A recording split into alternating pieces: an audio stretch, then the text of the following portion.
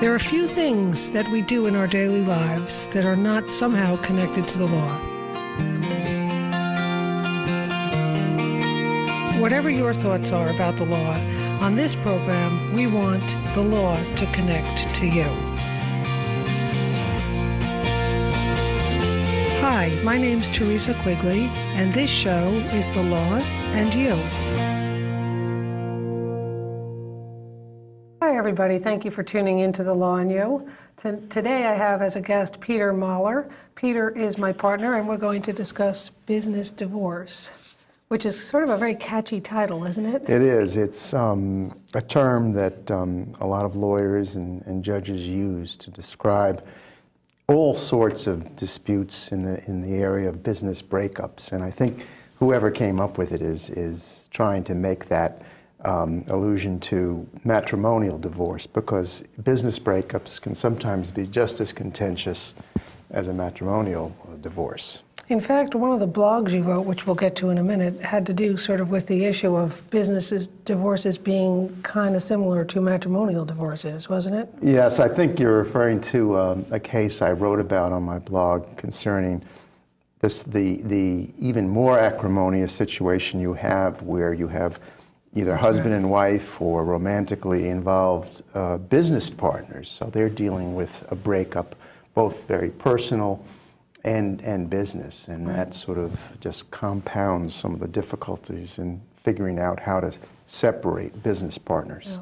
Yeah. Before we sort of get into the actual business divorce, this business divorce isn't just about the big GMs breaking up. This could be about you and me having a business relation and breaking up. Yeah, in right? fact, it's really not about a breakup of publicly owned companies like GM or even smaller publicly owned companies. This area of business divorce is really all about what we call closely held or privately owned businesses. Mm-hmm. There's typically no public ownership involved.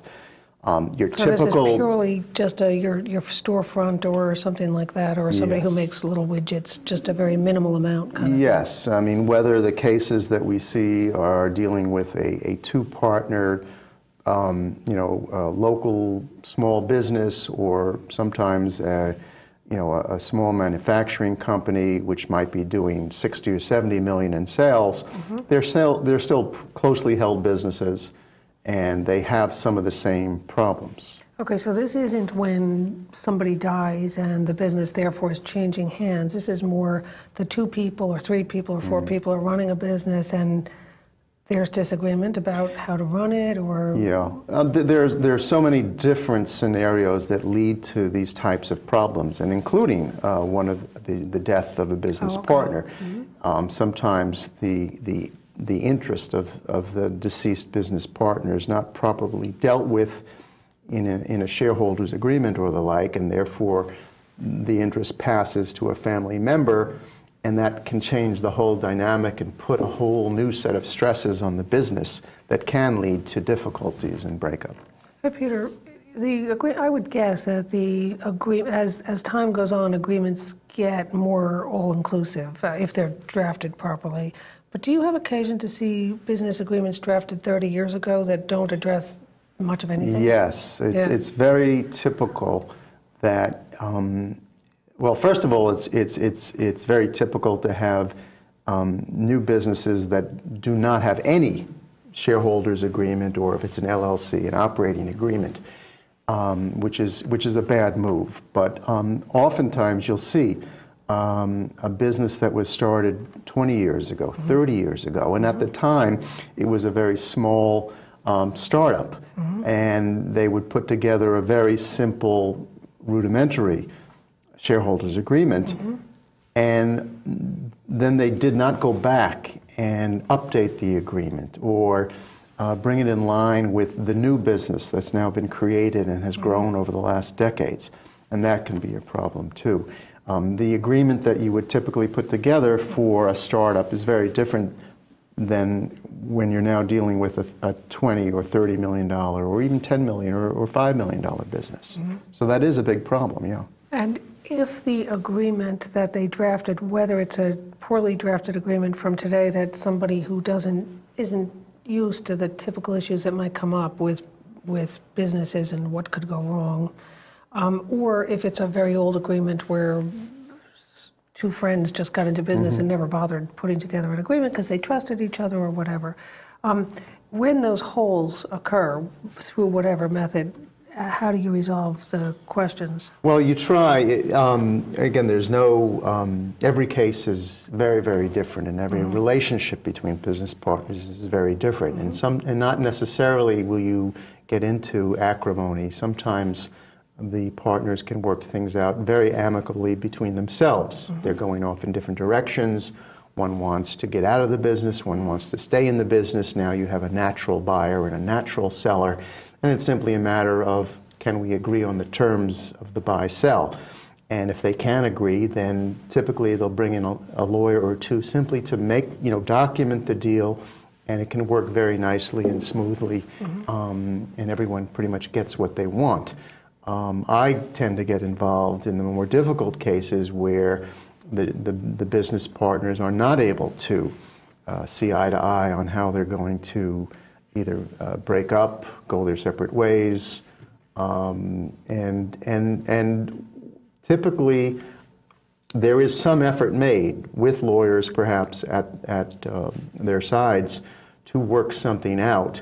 And unfortunately, if they're not able to work something out, then it can and often does go into the courts. But there is a body of law that governs for the bigger holes. I mean, there are certain business terms that a court will, that the business law of New York will control?